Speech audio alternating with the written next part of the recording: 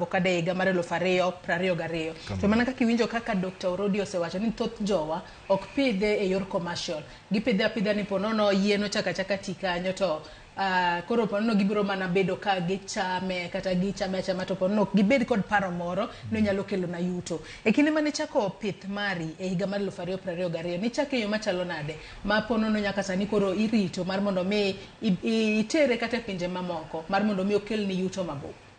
Mokongo tich matiyo ahinya en tich mar consultancy.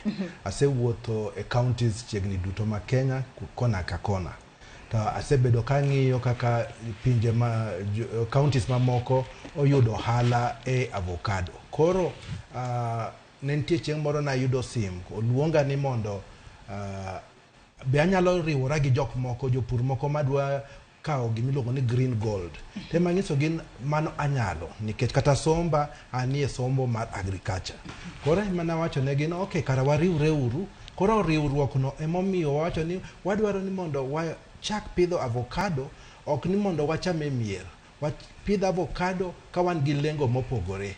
Wan gi lengo mar medo ji mwandu, wan gi lengo mar medo dhier. To ing'e ni pinje luo, kuonde mang'eny pinje luo wan gi puothe to kwati kodgi maber. To ji oluor ni kopidho oduma kata opidho bando kata opidho oganda to seche moko jirani nyalo ga mae. To higa ka higa nyako ket fertilizer, nyako kel kodhi. Koro nochuno ni kipidho gimoro kaka yath kaka avocado. En matunda mibo yudo higa ka higa. Koro mane manomiyo wadonje ni achiel abe atigi puothe mango.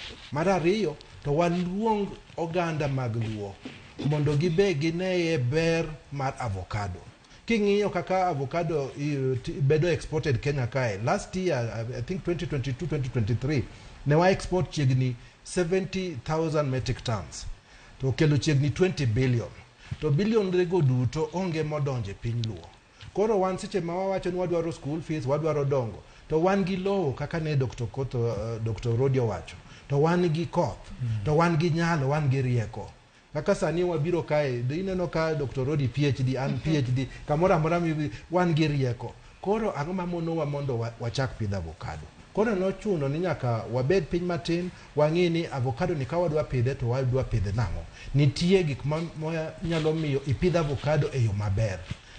Kimiya thuolo to nyalo wacho achiel kuomgi en ni nyaka ing'e ni lopi chalo nade. Nitie kuonde moko ma lowo kata ka wawacho ni lopo maber to moko nyaka imedie itimie achiel ariyo. To ponono ng'ato nyalo bedo ni penjo ni en kit lowo mane madwarore mar pith kata pur mar avocado.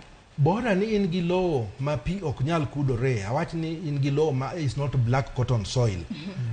To mano avocado nyalo time maber. Kaito ing'iyo acidity level kiko bed too acidic kendo kiko bed gi chumbi mang'eny. Lakini lopwa ma Nyanza thothne ber. Mar ariyo nyaka ikaw kodhi maber. Kodhi ema osemiyo jok moko oringo e wach pidho gik moko kaka avocado kata olemo mamoko. Nyaka iyud kodhi man kare. Mar adek to kata ka isesomo gigi, jok moko somo gi e YouTube, moko somo gi e book. Ne ber ka iyudo tegruok, training moro matin, mondo ing'e ni ibo kunyo bur machalo nade, ibo keto mbolea machalo nade, ibo keto manyiwa machalo nade, to ibo pidhe sadi. Nikech ok ochuno ni kidwa pidho avocado tipidhe January. Ok inyal pidhe sama piny otuo.